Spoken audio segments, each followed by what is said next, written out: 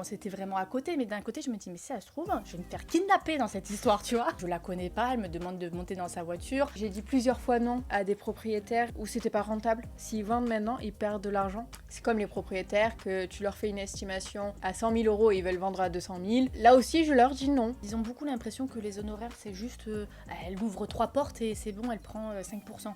Mais pas du tout. Bienvenue dans les histoires de Monsieur et Madame Imo. Je suis Wenji, la fondatrice, et je suis dans le sud de la France. Et moi, c'est Estelle Landé, mandataire chez Monsieur Madame Imo, dans le sud de la France également. Ici, on vous raconte des histoires croustillantes tous les 15 jours. Mais en toute transparence, je vous conseille de vous abonner pour toutes les suivre. Aujourd'hui, Wendy, je vais te raconter l'histoire d'une de mes clientes, un peu particulière. En fait, j'ai une cliente qui m'appelle parce qu'elle souhaite visiter un bien que j'ai à la vente. Et dès notre rencontre pour la visite, je me rends compte que c'est une cliente qui est très sociable, qui parle beaucoup, pas du tout gênée. De suite, elle me tutoie, elle m'appelle ma chérie. Vraiment, je me dis, alors, soit elle est complètement, je sais pas, un peu loufoque, tu vois, mais c'est ok. Soit au fur et à mesure qu'on fait la visite ensemble, je me dis, peut-être qu'elle n'est pas juste loufoque. Tu vois, il y a peut-être autre chose. Tu vois, tu sens les choses toi aussi. Là, c'était quand même extrême. Je la sens vraiment pleine de vie et vraiment en quelques minutes, elle me raconte mais littéralement toute sa vie. Donc je comprends que voilà, elle souhaite acheter un nouveau bien parce qu'elle veut se séparer de son mari. Son mari, c'est un connard, enfin voilà, et j'en passe. Elle me décrit cette personne très gentiment. Oui, qu'on n'a pas envie de rencontrer, quoi. Oui, voilà. Ensuite, elle m'explique vraiment son parcours de vie. Et là, tu vois, dans la conversation, elle me dit que, en fait, elle a été gravement malade et qu'elle a failli, en fait, mourir et que, du coup, maintenant, elle profite de la vie.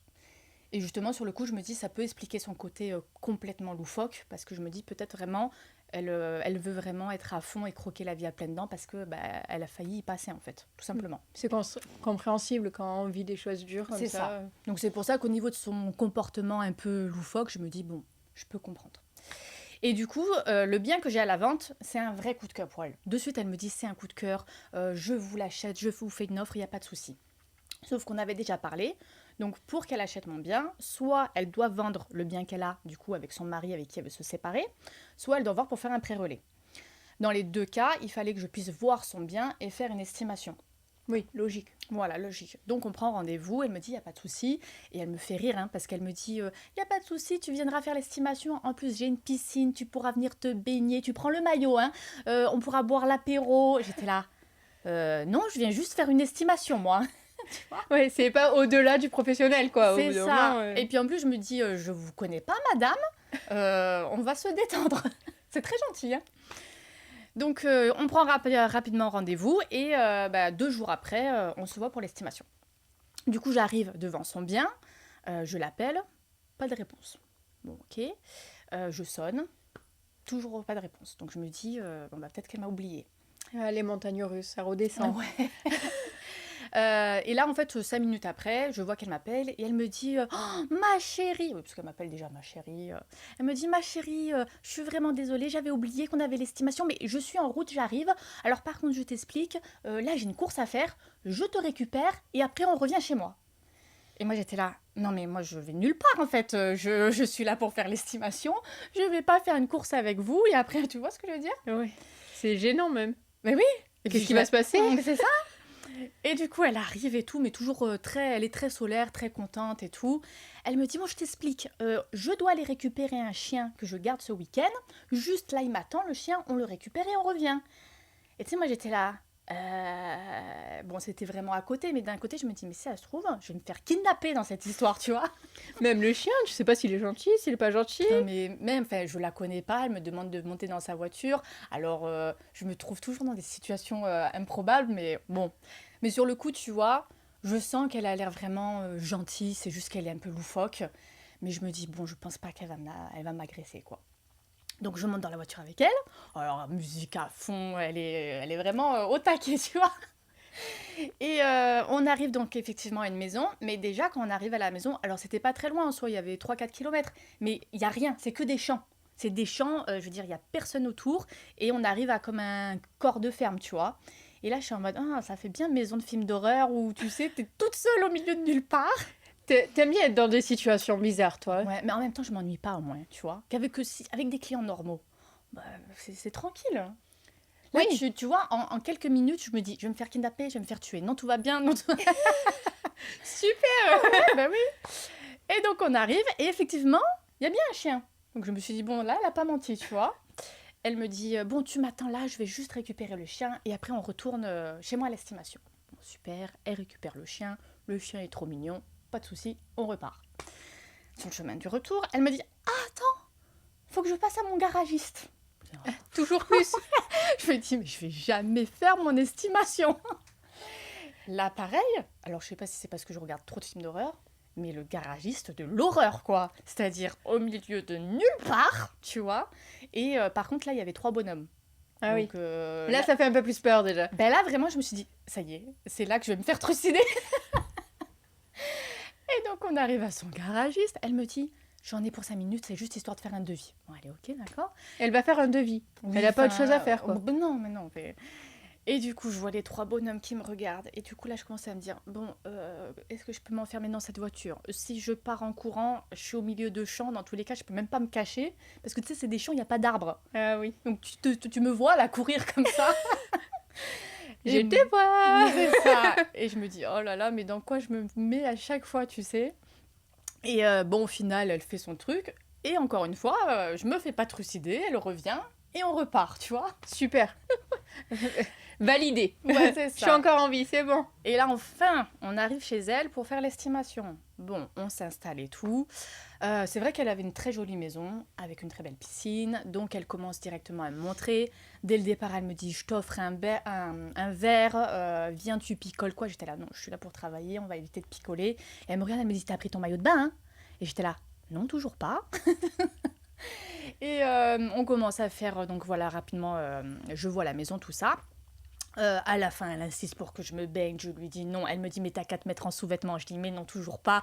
Donc, bref, je lui dis, écoutez, j'ai des rendez-vous. Ça faisait déjà 2 heures que j'étais avec elle. J'ai dit, écoutez, de toute façon, on se revoit pour que je vous rende l'estimation. Peut-être elle voulait te noyer dans la piscine. Non, mais bref. Mais elle était très, très gentille en attendant. Donc, je fais mon estimation, je repars. Et de toute façon, on a rendez-vous le lendemain pour que je lui rende l'estimation. Le lendemain, rebolote, donc je reviens. T'as prévu ton après-midi là aussi? Ouais. Non, mais là, je savais qu'il fallait que je prévoie des plages horaires importantes. Je reviens, toujours pareil, je sonne, il n'y a personne. Je l'appelle, elle répond pas. Je me dis, ah, elle m'a encore oublié. Du coup, je l'appelle et elle me dit, oui, j'arrive, je suis en train d'aider une mamie à faire ses courses, mais t'inquiète pas, j'arrive. Et elle me dit, mais de toute façon, mon mari, son ex-mari qu'elle est censée quitter, il va être là aussi. Parce que oui, chose importante, elle veut vendre, mais il faut que lui aussi il soit d'accord. Hein, Eh oui. parce qu'ils sont tous les deux. Hein. Donc je vais enfin rencontrer son ex-mari, qui apparemment est un homme horrible. Et là, encore une situation où tu as peur. Parce Non. que c'est l'homme, il est horrible de base. Oui, c'est vrai. Mais je me suis pas posé la question. Je me suis juste dit, mais que quelqu'un m'ouvre et que ce rendez-vous finisse. Et donc, en fait, lui, il arrive, il m'ouvre. Et là, en fait, je vois un homme hyper triste. Tu sais, abattu. Pas du tout comme elle me l'a décrit, quoi. Vraiment très calme. Et il me dit, ah oui, c'est vous qui venez et tout. Bon, il n'y a pas de souci. Il me dit, vous savez, si elle arrive trop en retard, vous me montrez. Et au pire, je lui expliquerai. Je dis, bon, ok. Donc, j'essaye un peu, tu vois, de discuter avec lui. Et donc, je commence à présenter mon estimation, tout ça, mon travail. Et au bout d'un moment, il me dit, écoutez, il faut que je vous coupe, mademoiselle, parce que je pense que c'est important pour vous de savoir ça. Et c'est à ce moment-là qu'il te tue. Arrête et il me dit, pour pas que vous perdiez de temps, et de toute façon, vous allez vite vous en rendre compte. Et déjà, il me dit, vous trouvez pas que ma femme, elle est spéciale? Moi, j'étais là, spéciale, oui. Et mais je dis, enfin, tu vois, je dis, je sais pas trop quoi dire. Et il me regarde, il me dit, en fait, elle est malade. Et il me dit, elle est bipolaire. Et, Tout s'explique. Et là, ouais. Et là, tu vois, je me dis, ah, mais ouais. Ah, mais oui, carrément, oui, carrément, tu vois. Je comprends le côté, je suis à fond, et tu vois, et puis j'oublie des choses. Et en fait, il m'explique que ça fait 40 ans qu'ils sont ensemble. 40 ans qu'il vit ça, hein, qu'il la soutient. Et il me dit, En fait, en soi, quand elle prend ses médicaments, qu'elle est sous traitement, bah, tout va bien. Sauf qu'elle a un élan de confiance, elle décide de les arrêter, et puis après, c'est la rechute. Et il me dit, ça fait que ça, elle est à fond, elle veut me quitter, elle veut tout plaquer, refaire sa vie. Et après, c'est la grosse dépression, et elle se rend compte, en fait, de ce qui se passe. Et du coup, là, il m'explique, il me dit, et il me fait vraiment de la peine parce qu'il me dit, moi, ça fait 40 ans que je subis ça, et au bout d'un moment, je me dis, est-ce que ouais, je ne devrais pas accepter que bah, on se sépare et que vraiment pour de bon, on vende, quoi. Sauf que d'un autre côté, il me dit, vraiment, si on me vend, je sais même pas comment elle fera pour vivre sans moi. Parce que je sais très bien que là, elle est à fond, sauf que dans quelques semaines, elle peut être au fond du trou, et qu'elle va m'appeler en pleurs, et que lui se sent responsable, tu vois, de elle. Eh oui. Il se dit, ça reste ma femme, il sait que c'est pas de sa faute. Elle est malade, elle contrôle pas tout ça. Il est très courageux. Ouais, il est courageux, et puis vraiment, il me fait de la peine parce que je sens que lui, il est épuisé, mais que d'un côté, il a envie de lâcher, mais que d'un côté, il se me dit, je suis responsable parce que je sais très bien, et même il a peur qu'elle fasse une bêtise, tu vois, que quand elle soit dans ces moments de très bas. Et donc, du coup, il me dit, même moi, je sais plus quoi faire. Et c'est là qu'il m'explique aussi qu'il y a un autre agent immobilier qui a déjà essayé de vendre, et que pendant 3 ans, ça a été ça. Oui, non, oui, non. Oh, l'angoisse. Donc, en fait, vraiment, le dossier est compliqué. Et du coup, elle, au bout d'un moment, elle revient, elle lui parle hyper mal. Lui, il est tout calme, tu sais, il subit, quoi. Il est habitué, quoi. Il est habitué, il subit qu'elle le traite mal et tout. Et en fait, au bout d'un moment, bon, moi, je fais mon travail, j'explique mon estimation et tout, et je me dis, je le sens pas. Je sens que le dossier va être trop compliqué. Lui, il sait même pas quoi faire. Elle, psychologiquement, mentalement, malheureusement, elle est instable. Et puis au-delà de ça, je me dis, je peux pas mettre des clients, que ce soit eux les propriétaires ou même les acheteurs, euh, comment dire, j'allais dire, En portefeuille. en porte-à-faux. Parce que imagine, ils décident de vendre, on passe chez le notaire et au moment de compromis, elle change d'avis. On fait comment? Oui, après les acquéreurs, ça peut les blesser parce qu'ils peuvent avoir un coup de cœur pour ce bien-là et après ils n'arrivent pas à suivre. Ben c'est ça, mais même au-delà, ils se sont engagés. Eux, s'ils veulent se rétracter et que c'est trop tard, bah vas-y, tu dois te donner de l'argent. Les acquéreurs, tout leur projet il tombe à l'eau.